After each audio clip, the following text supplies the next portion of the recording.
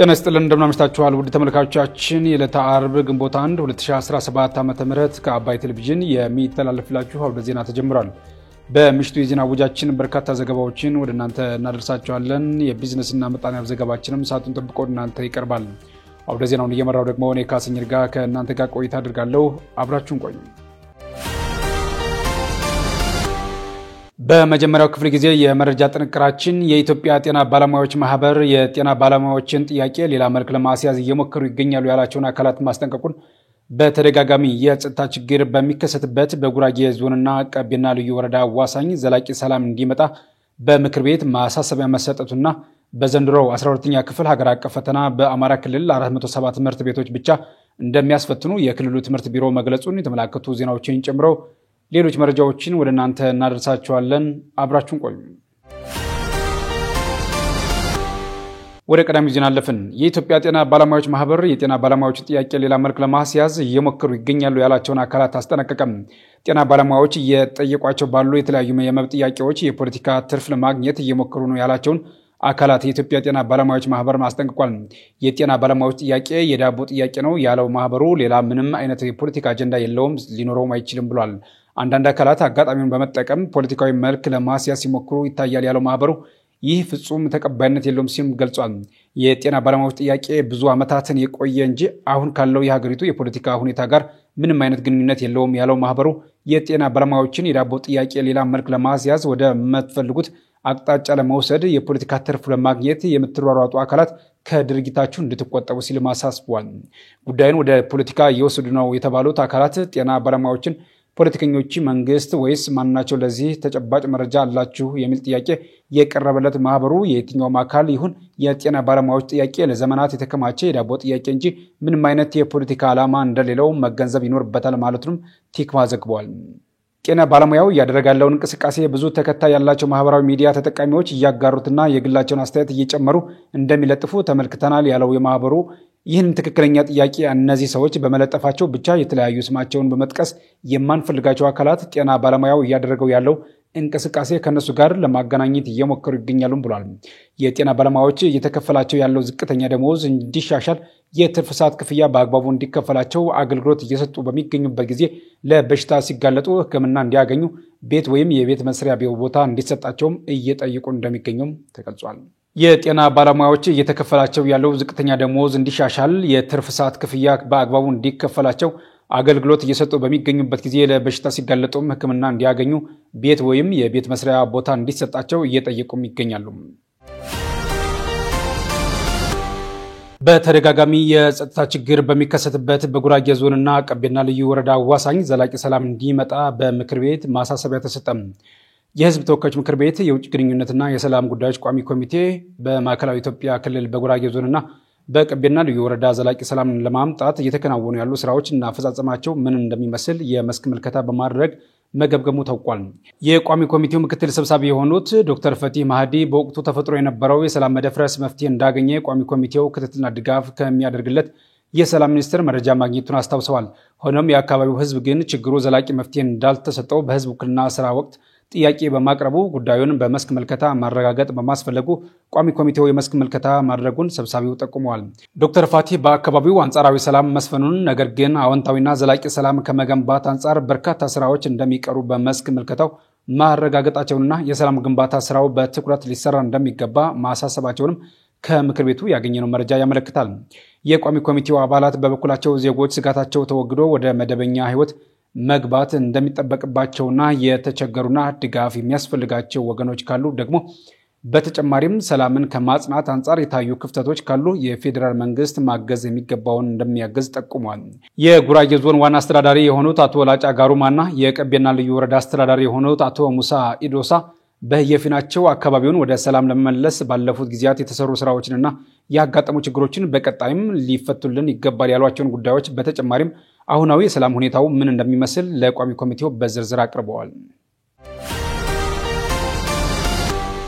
በዘንድሮ 12ኛ ክፍል ሀገር አቀፍ ፈተና በአማራ ክልል 407 ትምህርት ቤቶች ብቻ እንደሚያስፈትኑ የክልሉ ትምህርት ቢሮ አስታወቀም። በዚህ ዓመት በሚሰጠው 12ኛ ክፍል ሀገር አቀፍ ፈተና በክልሉ ሰላም ባለባቸው 407 ትምህርት ቤቶች 99880 ተማሪዎች ፈተናውን ለመውሰድ መመዝገባቸውን የአማራ ክልል ትምህርት ቢሮ ምክትል ኃላፊ የሆኑት ወይዘሮ ኢየሩስ መንግስቱ መናገራቸውን ዶቼ ቬለ ዘግቧል። በአማራ ክልል ባለው የጸጥታ ችግር ምክንያት ትምህርት ያልጀመሩና ተማሪዎቻቸውን የማያስፈትኑ በርካታ የሁለተኛ ደረጃ ትምህርት ቤቶች እንደሚገኙም ምክትል ኃላፊዋ አመልክተዋል። ፈተናውን ለመስጠት ከሚዘጋጁ ትምህርት ቤቶች መካከል ሰቆጣ ከተማ በሚገኘው ዋግስዩም አድማስ ወሰን ሁለተኛ ደረጃ ትምህርት ቤት ተማሪዎች የተሻለ ውጤት እንደሚያስመዘግቡ ጥረት እያደረገ ይገኛልም ተብሏል።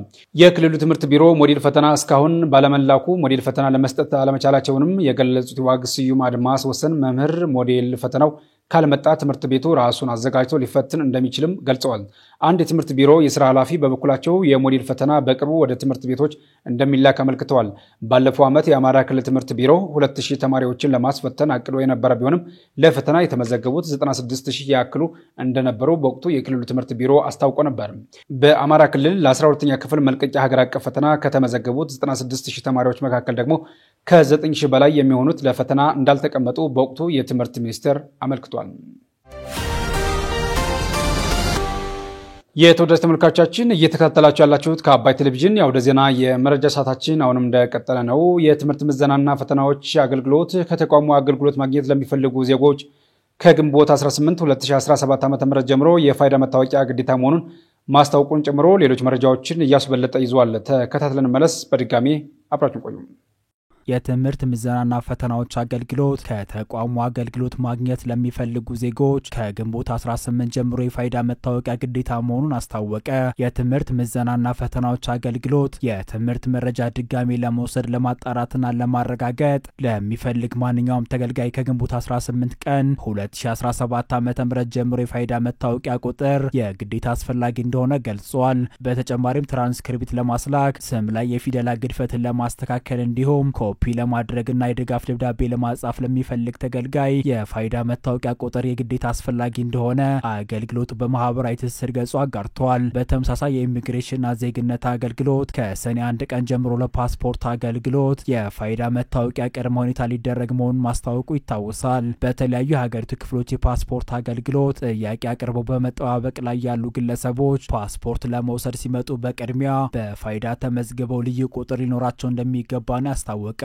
ፋይዳ የዲጂታል መታወቂያ አመልካቹ ኢትዮጵያዊ መሆኑን የሚያረጋግጥ ሰነድ ማለትም ፓስፖርት፣ የቀበሌ መታወቂያ፣ የማንኛውም መስሪያ ቤት መታወቂያና ሌሎች ሰነዶች ያለው ሰው የሚሰጠው ሲሆን የአይን አሻራ፣ የአስር ጣት የእጅ አሻራና የግለሰቡ ፎቶ የሚካተትበት መታወቂያ ነው። የፋይዳ መታወቂያ ማቅረብ ግዴታ ከሆነባቸው ምክንያቶች መካከል የፋይናንስ ማጭበርበሮችን መከላከልና የዳታ ባለቤትነትና ጥበቃ ማረጋገጥ፣ የባንክ አገልግሎት ለማግኘት ናቸው ተብሏል። የትግራይ ፖሊስ ኮሚሽን በደረሰበት ጫና ምክንያት በቁጥጥር ስር የነበሩ ተጠርጣሪ የምርመራ ሂደቱን በማቋረጥ ለማሰናበት ተገድጃለሁ አለ። የትግራይ ክልል ፖሊስ ኮሚሽን ደረሰ ቢባለው ጫና ምክንያት በቁጥጥር ስር አውሎት የነበረው ተጠርጣሪ የምርመራ ሂደቱን በማቋረጥ ለማሰናበት መገደዱን አስታውቋል። ፖሊስ ኮሚሽን ይዞት የነበረው ግለሰብ በስለላ በህገ ወጥ መንገድ ድንበር አቋርጦ ወደ ሌላ ሀገር በመጓዝ በሀገር ሉዓላዊነት ላይ ጉዳት በማድረስ ብሎም በህዝብ መካከል ግጭትና አመጽ በማነሳሳት ድርጊቶች ተሳትፏል በሚል ነው። የትግራይ ፖሊስ ኮሚሽን ከሳምንት በፊት ከኤርትራ መንግስት የፕሮፓጋንዳ ሰው ከሆነው አወል ሰይድ ጋር በመገናኘት ቃለ መጠይቅ የሰጠው ብርሃነ ገብረ ገርግስ በፍርድ ቤት ትዕዛዝ መሰረት ሚያዝያ 29 ቀን ላይ በቁጥጥር ስር አውሎት የነበረ ቢሆንም ከአንድ ቀን በኋላ ሚያዝያ 30 ቀን የምርመራ ሂደቱን በማቋረጥ ከእስር ለቆታል። የተጠርጣሪው መለቀቅ ተከትሎ የፖሊስ ኮሚሽን ይፋ ያደረገው መረጃም የትግራይ ፖሊስ ኮሚሽን ተቋማዊ ነጻነቱን ጠብቆ ምርመራ እንዳያከናውን ከአቅም በላይ የሆኑ ጫናዎች ደርሰውብኛል ብሏል። በዚህም ያልተፈለገ ውጤት ሊያመጣ ይችላል በሚል በመስጋት የምርመራ ሂደቱን በማቋረጥ በነጻ ለቀነዋል ሲል አስታውቋል። ግለሰቡ ለሌሎች አካላት ተላልፎ ሊሰጥ ነው የሚለው መሰረተ ቢስ ወንጀላ በማህበራዊ ሚዲያና በሌሎች ሚዲያዎች ተቀባይነት አግኝቷል ያለው ፖሊስ ለመለቀቁ ምክንያት እየተደረገ ያለው ጫና ነው ብሏል። ይህንን ተከትሎም በርካታ የትግራይ ተወላጆች በተፈጠረው ነገር የተሰማቸውን ቅሬታ በመግለጽ ላይ የሚገኙ ሲሆን ከህግ በላይ የሆነው አካል ማን ነው? ኮሚሽኑ ከአቅም በላይ ጫና አሳደሩብኝ ያላቸው አካላትስ እነማን ናቸው? ግልጽ ይደረግ ሲሉ በመጠየቅ ላይ ይገኛሉ። ለአፍሴ ተስፋ በመባል የሚታወቁ አክቲቪስት ከኤርትራ መንግስት የፕሮፓጋንዳ ሰው ከሆነ አወል ሰይድ ጋር ያደረገው ቃለ መጠይቅ ለእስሩ ምክንያት እንደሆነ የሚጠቀስ ሲሆን ቃለ መጠይቁን በኤርትራ ምድር የተደረገ ስለመሆኑ ይነገራል። በኢትዮጵያ በየዓመቱ በጡት ካንሰር ህመም መያዛቸው በሕክምና ከሚረጋገጥ ሰዎች መካከል 60 በመቶዎቹ እንደሚሞቱ ተነገረ። በየዓመቱ 17000 ያህል ሰዎች በጡት ካንሰር መያዛቸውን ከጤና ተቋማት ያገኘነው መረጃ ያመለክታል። ከእነዚህ መካከል 9000 ያህሉ ለህልፈት እንደሚዳረጉ የአዲስ አበባ ጤና ቢሮ ተናግሯል።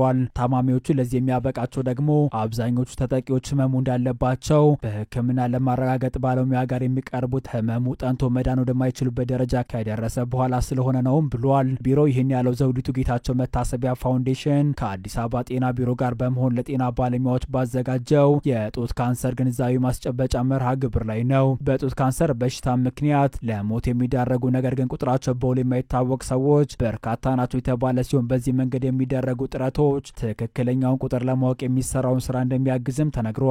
በኢትዮጵያ በገዳይነቱ ከደም ካንሰርና ከማህፀን በር ጫፍ ካንሰር ቀጥሎ ሶስተኛ የሆነው የጡት ካንሰር ተጋላጭነቱና የጉዳት መጠን በትክክል አለመታወቁ አስጊ መሆኑ ተጠቅሷል። በዓለም ዙሪያም በአመት ከ600,000 በላይ ሰዎች በጡት ካንሰር ህመም እንደሚሞቱ ከባለሙያዎቹ መስማቱን ሸገር ዘግቧል።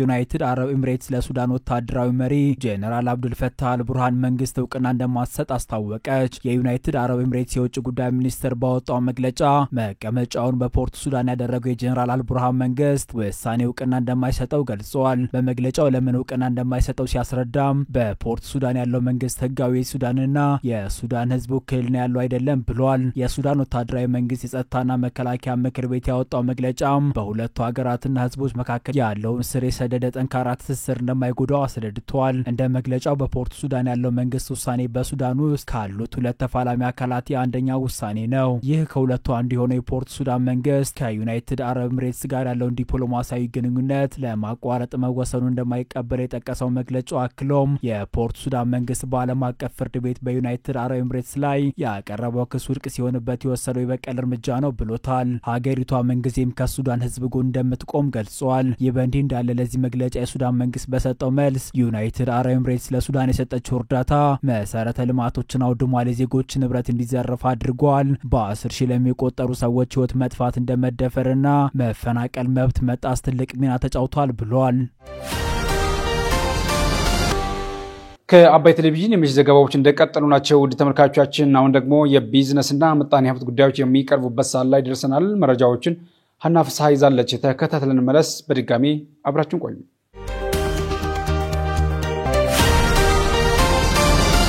ፈተና ውስጥ የነበረው ወንጂ ስኳር ፋብሪካ እንደገና አንሰራርቶ በጥሩ ቁመና ላይ እንደሚገኝ ዶክተር አብይ አህመድ ተናገሩ። ሪፎርም እንዴት እንደሚሰራ ቋሚ አውደሪ የሚሆን ውጤት በወንጂ ስኳር ፋብሪካ ተመልክተናል ሲሉ ጠቅላይ ሚኒስትር አብይ አህመድ በማህበራዊ ትስስር ገጻቸው ላይ አስፍረዋል። ጠቅላይ ሚኒስትሩ የወንጂ ስኳር ፋብሪካ የዛሬ 70 ዓመት በጥሩ መሰረት ላይ መገንባቱን ጠቁመው ነገር ግን ከዘመን ጋር ካልተጓዙ መቅደም ብቻውን መብለጥን አያመጣም፣ ቀድሞ የበቀለን ጆሮ በኋላ የመጣ ቀንድ ሊቀድመው ይችላል ብለዋል። አያይዘውም እየፈጠኑና እየፈጠሩ ዘመኑን ካልቀደሙት ጊዜው ራሱ ይቀድማል ሲሉ ገልጸዋል። ወንጂ ስኳር ፋብሪካ የዛሬ 3 ዓመት ለሰራተኞቹ ደሞዝ መክፈል ተስኖት እንደነበር አስታውሰው በተሰራው የሪፎርም ስራ ዛሬ ከ1500 ኩንታል የቀን ምርት ወደ 7000 ኩንታል በቀን ለማደግ መቻሉን የገለጹት ከዚህም ባሻገር ለ14 ዓመታት ከስራ ውጪ የነበረው የብዙዎቹ ትዝታ ደስታ ከረሜላ እንደገና መመረት መጀመሩን ተናግረዋል። በሌማት ትሩፋት በቀን 3000 ሊትር ወተትና 20 እንቁላል ማምረት የሚችል ስራ መሰራቱን ገልጸው ግቢውና መስኩ ላይን ይማርካል ያሉት ጠቅላይ ሚኒስትሩ ወንጂ ዘንድሮ የፈተናውን ዘመን አልፎ በ9 ወር ውስጥ 8.7 ቢሊዮን ብር ገቢ ማስገባቱንም ጠቁመዋል። ይህ ጠንካራ የሪፎርም ውጤት በሌሎች ፋብሪካዎች እንደሚደገም ይጠበቃል ያሉት ጠቅላይ ሚኒስትሩ ከሰራን ነገን እንቀድመዋለን ሲሉም መልእክት አስተላልፈዋል።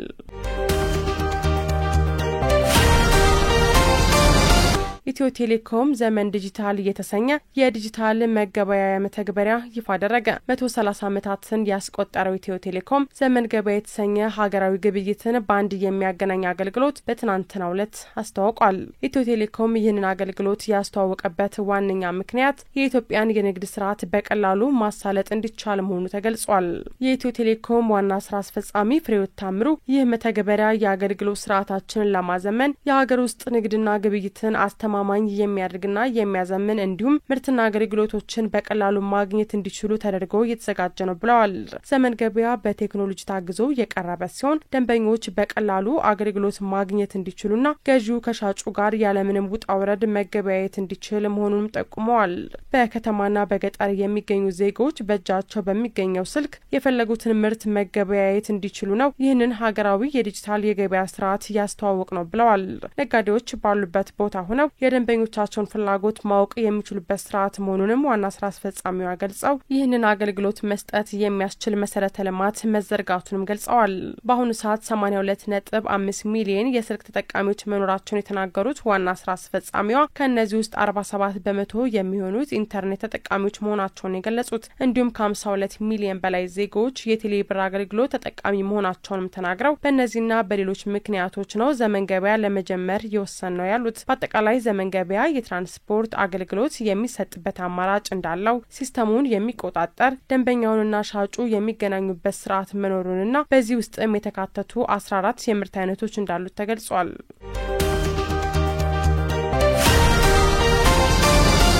ሳፋሪኮም ኢትዮጵያ አገልግሎቶችን በማስፋት ረገድ ስኬታማ መሆኑን አስታወቀ። ሳፋሪኮም ኢትዮጵያ በተጠናቀቀው በጀት ዓመት አገልግሎቶችና ተደራሽነትን በማስፋት ውጤታማ አፈጻጸም ማስመዝገቡን የበጀት ዓመቱን አፈጻጸም በተመለከተ በሰጠው መግለጫ አስታውቋል። ሳፋሪኮም ኢትዮጵያ በበጀት ዓመቱ መዝጊያ የተመዘገበው ገቢ ካለፈው ዓመት ተመሳሳይ ወቅት ከተመዘገበው 2.7 ቢሊዮን ብር የ270 በመቶ እድገት በማስመዝገብ 7.2 ቢሊዮን ብር መድረሱን አንስተዋል። ሳፋሪኮም ኢትዮጵያ አሁንም በኢንቨስትመንት ደረጃ ላይ መሆኑን ተናግሮ በዚሁ በጀት ዓመት ለስራ ማስኬጅ ያወጣው ወጪ ካስገባው ገቢ በ47 ቢሊዮን ብር የሚበልጥ ነው ብሏል። ይህም በዚህ የኩባንያው ከፍተኛ የኢንቨስትመንት ወቅት የሚጠበቅ ነው ያለው ሳፋሪኮም ኢትዮጵያ በአሁኑ ወቅት እየተሻሻለ ቢመጣም ባለፉት ወራት የነበረው የውጭ ምንዛሬ ማሻሻያ ተጽዕኖ ያረፈበት ነው ብሏል። የተቋሙ መግለጫ አክሎም ባለፉት ጊዜያት የአገልግሎት ተደራሽነትን በመጨመር ቀጣይነት ያለው የመሰረተ ልማት ማስፋፊያ በማድረግ በማህበረሰብ ነክ ጉዳዮች ላይ ከህዝብ ጋር የሚያቀራርቡ ስራዎችን በማከናወን ስኬታማ መሆኑን አስታውቋል። ኩባንያው በመግለጫው የፎርጂ አገልግሎቶችን በ3141 ቦታዎች ላይ በተተከሉ የኔትወርክ ማማዎች አማካኝነት 50 በመቶ የኢትዮጵያን ክፍል አዳርሻለሁ ያለ ሲሆን ይህም በበጀት ዓመቱ መጨረሻ በአጠቃላይ 8.8 ሚሊዮን የ90 ቀን ንቁ የድምጽና የኢንተርኔት አገልግሎት ደንበኞችን ለማፍራትና ጥራት ለማስተናገድ አስችሎኛል ሲልም አስረድቷል። የኤምፔሳ ደንበኞች 2.4 ሚሊዮን መድረሳቸውን ያስረዳ ሲሆን በዚህም 15.8 ቢሊዮን በዲጂታል መላ ብር መዘዋወሩ ተነግሯል። እንደ ነዳጅ ክፍያ መፈጸም፣ ከውጭ ሀገራት የሚላክ ገንዘብን ማስተላለፍ እንዲሁም ከባንክ አገልግሎቶች ጋር በማስተሳሰር የአየር ሰዓት ግዥና የአገልግሎት ክፍያዎችን መፈጸም ማስቻል ስራዎቹ ለስኬቱ እንደማሳያ ተነስተዋል። በትምህርት ጤናና ግብርና ፕሮጀክቶች ለማህበረሰብ አገልግሎቶች ከ100 ሚሊዮን ብር በላይ ወጪ በማድረግ ለትምህርት ቤቶች ላፕቶፖችና ራውተሮችን ከ6 ወራት ነጻ የኢንተርኔት አገልግሎት ጋር በተጠናቀቀው በጀት ዓመት መበርከታቸው ተገልጿል። ስትከታተሉት የነበረው የዕለተ አርብ ግንቦት 1 2017 ዓ.ም የአውደ ዜና የመረጃ ጥንቅራችን ይህንን ይመስል ነበር። አብራችሁን ስለነበራችሁ ምስጋናችን ከልብ ነው። በያላችሁበት መልካም ምሽት።